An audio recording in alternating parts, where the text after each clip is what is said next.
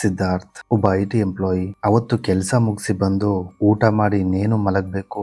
Sudden ಆಗಿ ಅವನಿಗೆ mirror ನಲ್ಲಿ ಏನೋ ವಿಚಿತ್ರವಾಗಿ ಕಾಣಿಸುತ್ತೆ. ಗಾಬರಿಯಿಂದ ಸಿದ್ಧಾರ್ಥ್ ಮಿರರ್ ಕಡೆ ನೋಡ್ತಾನೆ. ಅಲ್ಲಿ ಏನೂ ಇರಲ್ಲ.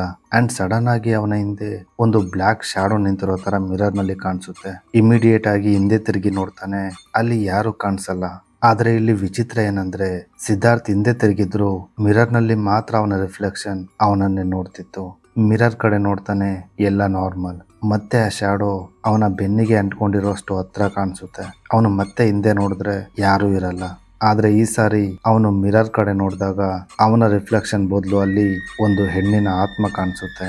ಸಿದ್ಧಾರ್ಥ್ ಶಾಕ್ ಆಗ್ತಾನೆ. ಅಷ್ಟರಲ್ಲೇ ಆ ಆತ್ಮದ ಕೈ ಮಿರರ್ ನಿಂದ ಹೊರಗಡೆ ಬಂದು ಅವನ ಕುತ್ತಿಗೆ ಹಿಡ್ಕೊಂಡು ಮಿರರ್ ಒಳಗಡೆ ಹೇಳ್ಕೊಳ್ಳುತ್ತೆ. ಸಿದ್ಧಾರ್ಥ್ ಮಿರರ್ ನಲ್ಲಿ ಲಾಕ್ ಆಗ್ತಾನೆ. ಅಷ್ಟಕ್ಕೂ ಯಾರಾಕೆ ಸಿದ್ಧಾರ್ಥ್ನ ಯಾಕೆ ಆತರ ಮಾಡಿದ್ಲು ತಿಳ್ಕೊಬೇಕು ಅಂದ್ರೆ ವೇಟ್ ಫಾರ್ ಪಾರ್ಟ್ 2.